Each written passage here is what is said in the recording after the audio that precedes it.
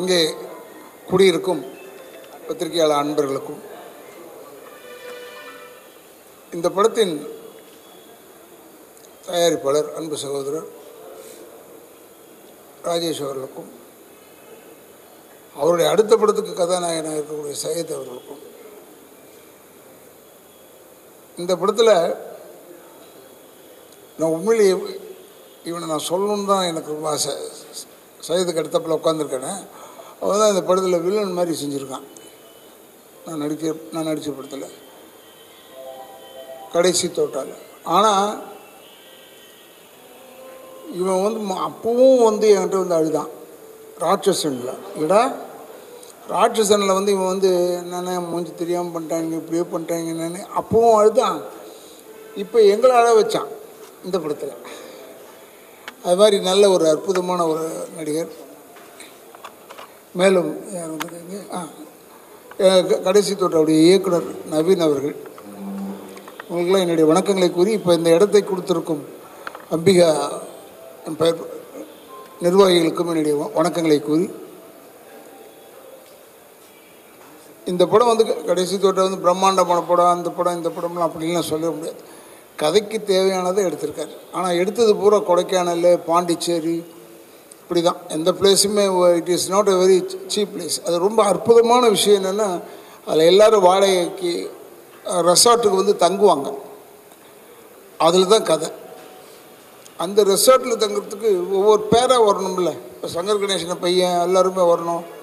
அதை திடீர்னு ஒரு மர்டர் ஒன்று நடந்துடும். மர்டர் நடந்ததுனால இன்வெஸ்டிகேஷன் போகும்போது தான் வனிதா வந்துடும். Vanitha is done excellent role. இதில் ரொம்ப பிரமாதமான ரோல் வந்து வனிதா செஞ்சுருக்கணும். And she is also one of the pillars of the subject. நல்லா பண்ணியிருக்காங்க. என்ன ஒன்றுன்னா, நான் எல்லாரையுமே வந்து நீங்கள் என்ன போடுறதுக்கு ஏதாவது விஷயம் வேணுமேன்றதுக்காக சொல்கிறேன். இதை ப்ரொமோஷனுக்கெல்லாம் வரணும் இவங்கெல்லாம். ப்ரெஸ்ஸில் இருக்கிறவங்க வந்து சீப்பு கிடையாது. ப்ரெஸ்ஸில் நம்ம போய் பேசுகிறதுனால நமக்கு என்ன வரப்போகுதுன்னா, எதிர்காலத்தில் நம்ம வாழணும்னா இந்த காலத்தில் ப்ரெஸ்ஸை மீட் பண்ணித்தான் ஆகணும். ப்ரெஸ்ஸுக்கு மரியாதை இல்லைன்னா அப்புறம் என்ன இருக்குது?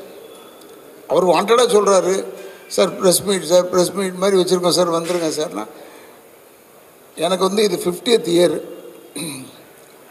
இல்லையா, எனக்கு உடம்பு சார், சும்மா ஏரியா நீ வேறு வெளியே வேலைக்கு போகிறேன்னா இவர் என்ன செய்ய முடியும்? But my look out is I must come. If I ஆம் ஃப்ரீ நான் வந்துடுவேன் ப்ரெஸ் மீட்னா. அதனால் உங்களை நாங்கள் மதிக்கிறோம், எங்களை நீங்கள் மதிக்கிறீர்கள். நீங்கள் இல்லை என்றால் நாங்கள் இல்லை, நாங்கள் இல்லை என்றால் நீங்கள் இல்லை. இப்படித்தான் நம்ம வாழ்ந்துட்டுருக்கோம். நாங்கள் இல்லைன்னா உங்களுக்கு செய்தியே கிடையாது. அதே போல் நம்ம எல்லாருமே உடன்பிறந்த சகோதரர்கள் மாதிரி பழகி கொண்டிருக்கிறோம். அஃப்கோர்ஸ் இப்போ காலங்கள் மாறிப்போச்சு. ஆனால் இப்போவும் இப்போ எனக்கு ஒரு சிலரை தெரியுது, இது சிலரோட பேசுகிறோம்னா, இப்போ சத்யாலேருந்து மணியனன்லேருந்து எல்லாரோடையும் உட்காந்து இப்போ கட்டி பிடிச்சி பேசிக்கிட்டு இருந்தோம்னா, நாங்கள்லாம் அவ்வளோ நெருக்கமாக இருந்தவர்கள். கொஞ்சம் பேர் இல்லை, இருந்தாலும் இப்போ தேவி மணியன்லாம் என்னை எப்போ பார்த்தாலும் நல்லா பேசுவார். இருந்தாலும் ப்ரெஸ்ஸுன்னா உடனே நம்மளை வந்து இடகுடமாக எழுதுவாங்கன்னு நினைக்கவே கூடாது. இடகுடமாக எழுதுனா தான் செய்தி. இங்கே இந்த ஊரில் சொல்கிறேன், இடகுடமாக எழுதுவாங்க. எழுதினாலும் நமக்கு ஒரு பெரிய பாப்புலாரிட்டி. அதில் நம்ம நல்லது பண்ணிக்கிட்டே இருக்கணும், அப்போ தான் அவங்க எழுதுவாங்கன்னு இல்லை, கெட்டதையும் எழுதுவாங்க, நல்லதும் எழுதுவாங்க, ரெண்டுத்தையுமே எழுதுவாங்க. அதனால் இந்த படத்தை பொறுத்தளவில் இது ஒரு சின்ன படம் அப்படின்லாம் நினைக்காம, படத்தினுடைய நாட்டை பாருங்கள், எவ்வளோ எக்ஸலண்ட்டாக நவீன் அதை ட்ரீட் பண்ணியிருக்கான். இந்த கதையை செலக்ட் பண்ணி எடுத்த ராஜேஷ் ஆகட்டும், ரொம்ப அற்புதமாக பண்ணியிருக்காங்க. இது வந்து முதல்ல எனக்கு ஒருத்தர் சொன்னது, ஒரு ஆப்பிள் ஜூஸ் வாங்கி 4 பேருக்கு பிரித்தா அது தப்பு இல்லைல்ல.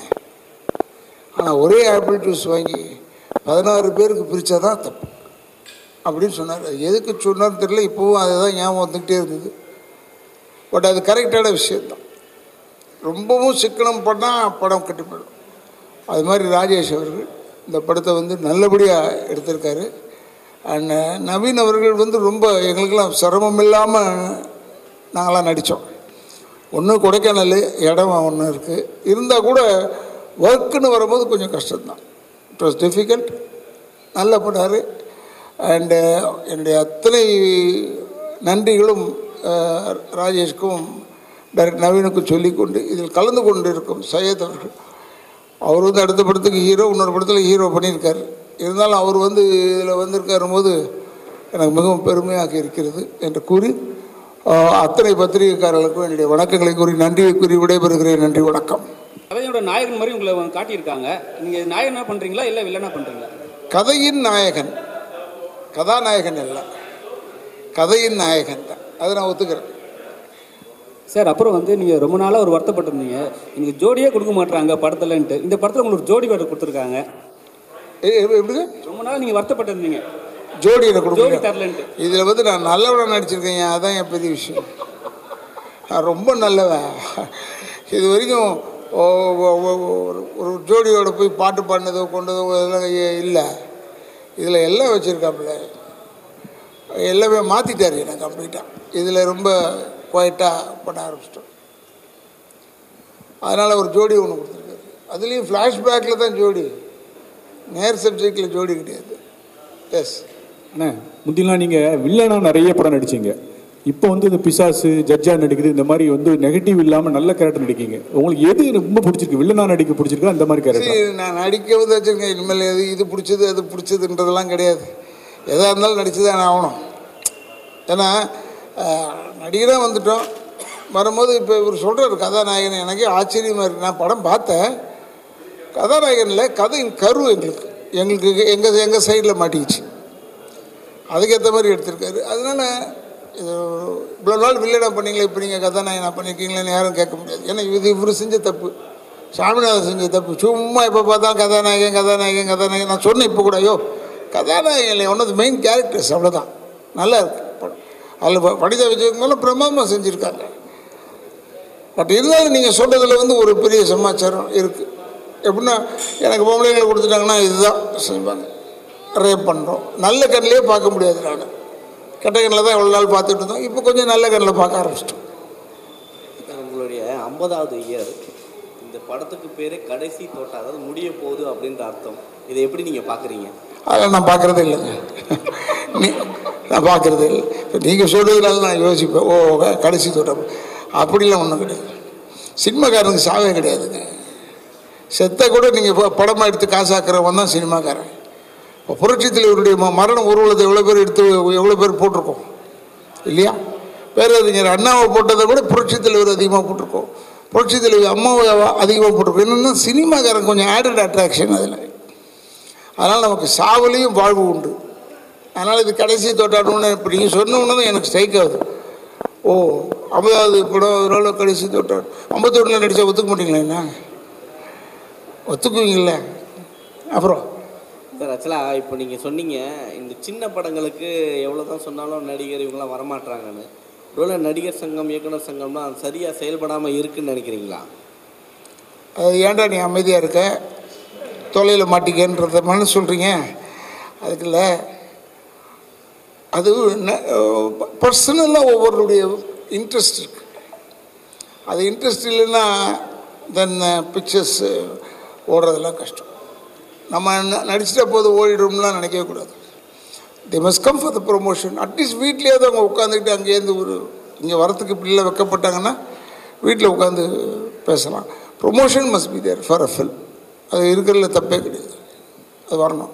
ஆனால் 50 வருஷம் சினிமாவில் கற்றது என்ன பெற்றது என்ன, 40 ஆண்டுகள் அரசியலில் கற்றது என்ன பெற்றது என்ன? 40 ஆண்டு கால அரசியலில் கற்றது நல்ல பொது அறிவு, பெற்றது கெட்ட பேர். இது 50 ஆண்டு கால சினிமா உலகத்தில் பெற்றதும் கற்றதும் எல்லாமே அதே தான். பெற்றது, நான் வந்து 1000 ரூபாயில் ஆரம்பித்தவன். 1974 கன்னட படம் நடித்தேன்.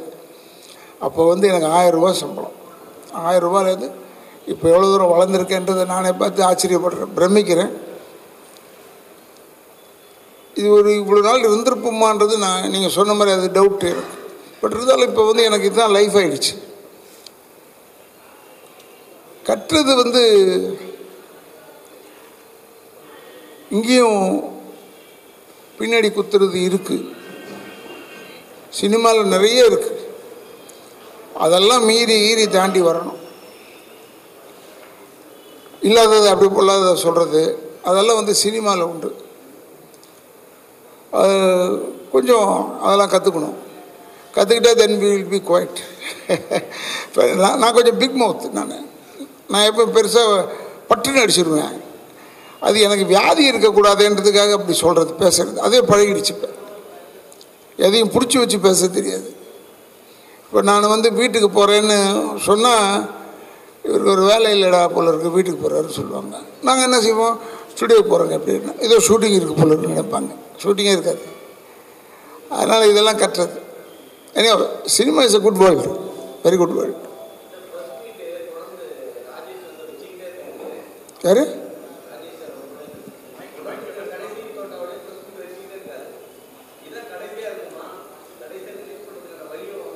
அடுத்த படம் ஆரம்பிச்சிட்டாரு. அதெல்லாம் இவருக்கு பழகிடுச்சுங்க. கொஞ்சம் லேட்டாக ரிலீஸ் ஆனால் பரவாயில்லன்னு சொல்லுவார். ஏன்னா பெரிய பெரிய ஆர்டிஸ்ட்டை போட்டு படம் லேட்டு தானே. அது ஏன்னா அவங்க கொடுத்த என்ன விஷயன்றதை கேட்டு பாருங்க. ஏன் லேட் ஆச்சுன்றதுக்கு காரணம் கேட்டு பாருங்க. இப்போ மேலே உட்காந்து பேசும்போது சொல்லிட்டு இருந்தார், ஆச்சரியப்பட்டேன். பட் அது இந்த படம்லாம் குயிக்காக முடிஞ்சு போச்சா ரிலீஸு. அதுக்குள்ளேயும் அடுத்த படத்தை பற்றி என்கிட்ட பேச ஆரம்பிச்சிட்டார். இந்த படத்தில் இந்த கேரக்டர் அதை மட்டும் பண்ணி கொடுத்துருங்கன்னு. சையது கூட அதில் நடிக்கிறார். அவர் சொல்லும் போது அது பெருமையாக தான் இருக்குது. அதனால் பெரிய படம் சின்ன படம்ன்றதுக்கு இல்லை, எல்லா படமும் தேட்டரில் வந்தால் தான் ஒரு மரியாதைன்னு இப்போ ஓடிடியில் சொல்ல ஆரம்பிச்சிட்டாங்க. புதுசு இல்லை, அப்போ கொஞ்சம் ஓடிடின்னு சொன்னாங்க. இப்போ ஓடிடியில் என்ன சொல்கிறாங்கன்னா தியேட்டருக்கு ரிலீஸ் பண்ணிட்டு தான் நீங்கள் வரணும்னு. அண்ட் ராஜேஷுக்கு தியேட்டருக்கு ரிலீஸுக்கு ஒரு பெரிய பேர்டன் இல்லை, அவருக்கு ஈஸியாக பண்ணுவார். ஏன்னா எல்லாம் வெல் பிளான்டு. சரி, அதுக்காக சொல்கிறேன். சார், நீங்கள் பல்லாண்டு காலம் அரசியலில் இருக்கீங்க, சினிமாவிலையும் இருக்கீங்க. இப்போ இவர் ப்ரொடியூசர் மியூசிக் டைரக்டர். இப்போ ப்ரொடியூசராக மாறிட்டார். நிறைய பேர் ஹீரோவாக ப்ரொடியூசராக வராங்க, ப்ரொடியூசராக ஹீரோவாக வராங்க. அது இப்போ எப்படி பார்க்குறீங்க? அதே மாதிரி விஜய் சார் சினிமாவில் அரசியல் போயிட்டார். நீங்கள் அரசியலில் பல காலமாக இருந்திருக்கீங்க.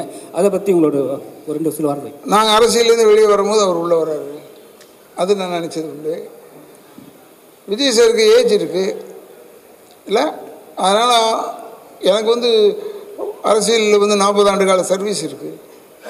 அப்போ எனக்கு தெரிஞ்சு போச்சு, இதில் இருக்கிற குட்ஸ் அண்ட் பேட்ஸ் எல்லாம் தெரிஞ்சு போச்சு.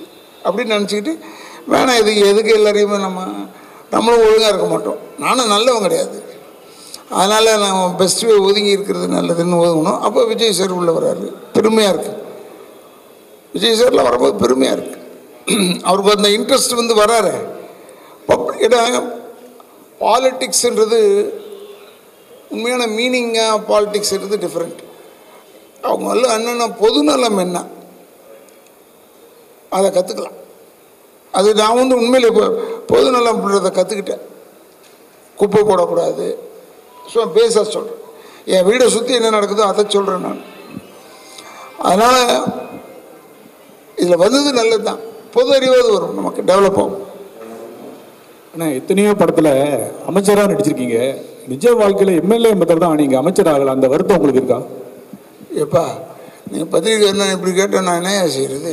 அமைச்சராக்கிறது கட்சியுடைய தலைமையை பொறுத்து இருக்குது. நமக்கு அந்த அளவுக்கு தகுதி இல்லாமல் இருந்திருக்கலாம்.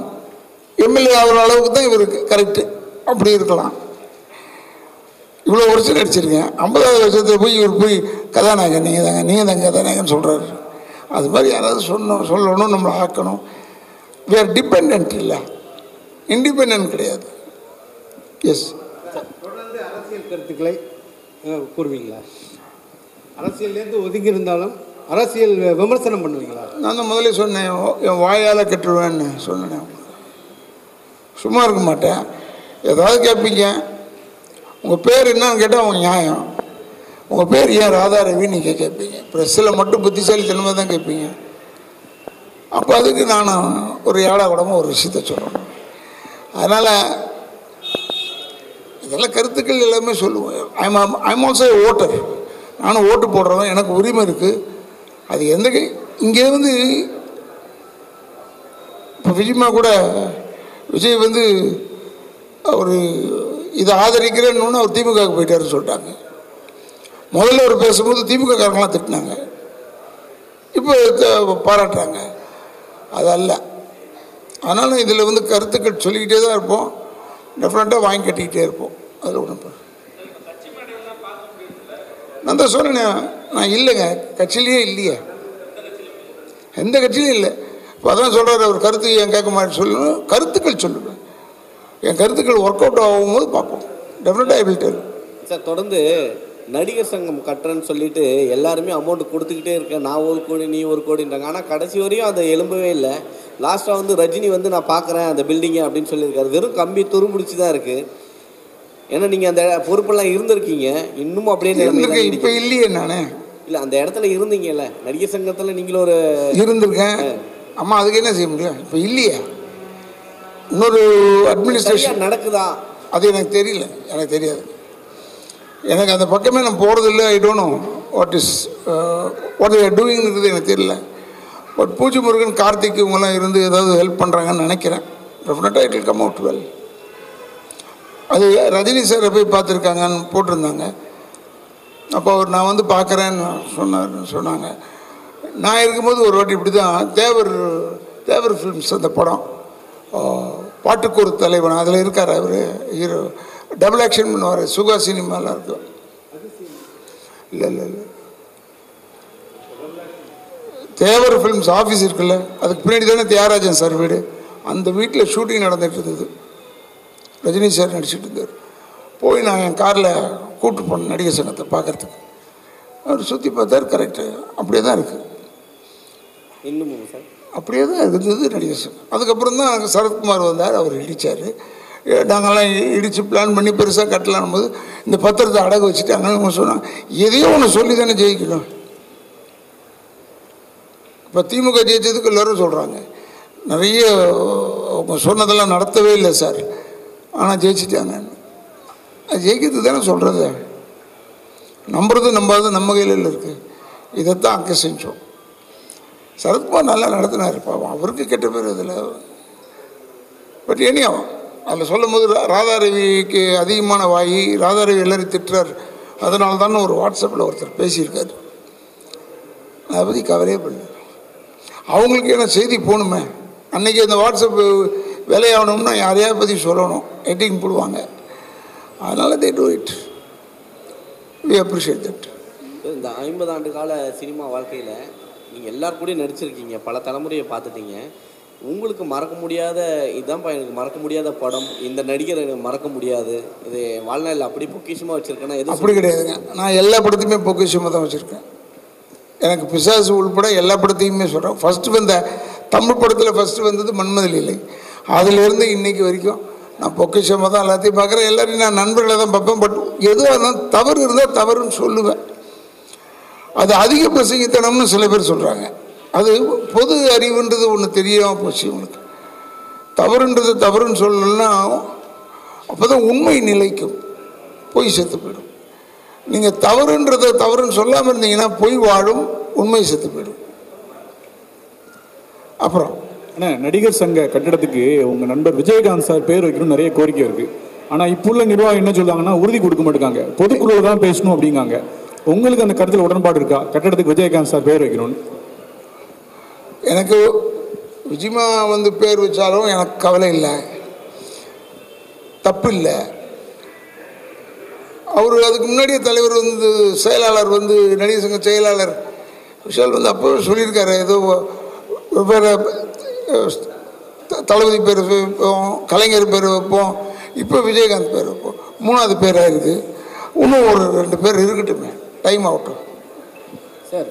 இப்போ சினிமா பொறுத்த வரைக்கும் தமிழ் சினிமாவில் வந்து அதிகமாக ஏஐ யூஸ் பண்ணுறாங்க சார். ஏஐனா கம்ப்யூட்டர்னு சொல்லிட்டு வாய்ஸ் ஓவர்லாம் கொடுக்குறாங்க.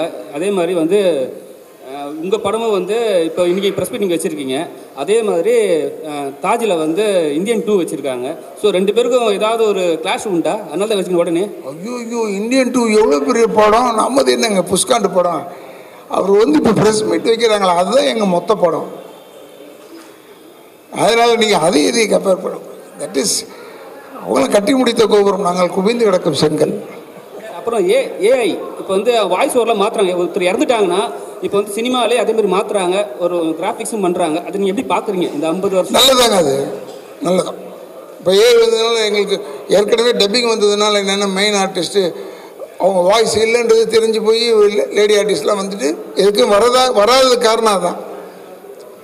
நம்ம வாய்ஸுக்கு போய் வேறு வாய்ஸ் யூஸ். இப்போ ஏஐ வந்தோடனே இப்போ எனக்கெல்லாம் ரொம்ப சந்தோஷம். நம்ம இல்லைன்னா கூட நம்மளை போட்டு எடுத்துடுவாங்க, எனக்கு சந்தோஷம்.